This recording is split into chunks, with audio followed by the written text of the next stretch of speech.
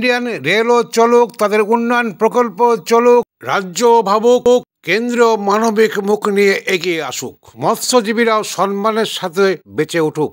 এই নিয়েই ভাবাদিঘি বাঁচাও সহযোগী মঞ্চের কনভেনশন হয়ে গেল হুগলি জেলার চুঁচুড়ায় কিশোর প্রগতি সংঘের প্রেক্ষাগৃহে। উল্লেখযোগ্যদের মধ্যে উপস্থিত ছিলেন গণ কনভেনশনের আহ্বায়ক কমল দত্ত থেকে শুরু করে সবুজ সৈন্যের মোহাম্মদ মাহমুদ আলী, নেতাজি সুভাষ সংহতি মঞ্চের প্রতিনিধি সহ মোট 26টি স্বেচ্ছাসেবী সংগঠন যোগদান করেছে।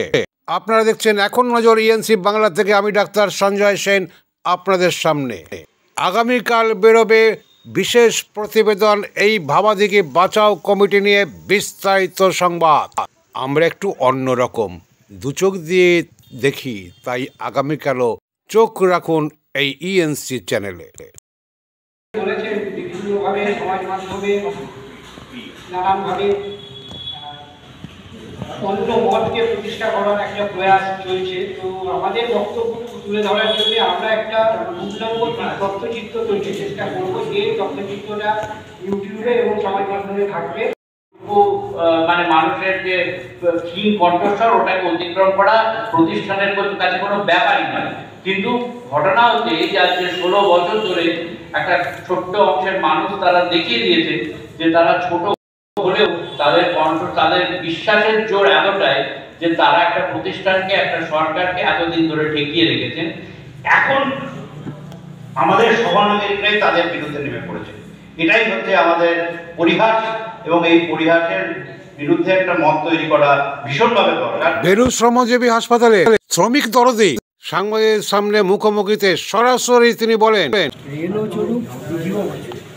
আমাদের এই বক্তব্য নিয়েই আমরা আজকে এখানে কনভেনশন করছি, গণকনভেনশন করছি। তো কনভেনশন থেকে কিছু প্রস্তাব উঠে এসেছে। কনভেনশন থেকে বিভিন্ন সংগঠন, প্রায় 26টি সংগঠন যুক্ত হয়ে আজকের এই কনভেনশনটা করছে। এখানে বেশ কিছু প্রস্তাব উঠে এসেছে। যেমন প্রথমত আমরা পূর্ব রেলের ডিআরএমকে একটি চিঠি দেবো, একটি ডেপুটেশন দেবো।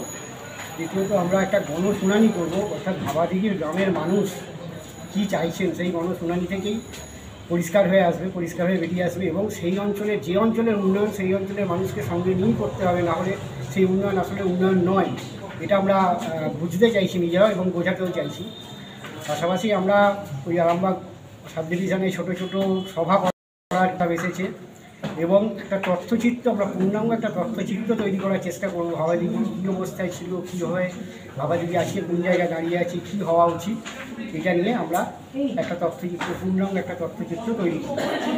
আর আমরা বিশিষ্ট মানুষের একটা মতামত নেব, বিশিষ্ট মানুষের একটা মতামত একটা লিফলেট আকারে প্রচার করে। আপনারা জানেন, আমরা আগেরবারও বলেছিলাম, এই গত 30 তারিখে আমরা হুগলি জেলার প্রায় 20টা স্টেশনে প্রচারপত্র বিলি করেছি ভাবাদিঘি বাঁচাও। তো ওই একইভাবে আমরা সারা জেলা জুড়ে বিশিষ্টজনদের স্বাক্ষরিত প্রচারপত্র দিয়ে ছড়িয়ে দেব।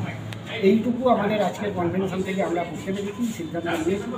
আমরা চাই জীববৈচিত্র্য বাঁচুক, দিঘিটা বাঁচুক, ওখানকার মানুষের জীবন জীবিকা বাঁচুক, সাংস্কৃতিক আচার আচরণ বাঁচুক, এবং রেলও চলুক। রেল চলাও যেমন জরুরি, তেমন এগুলো বাঁচানো।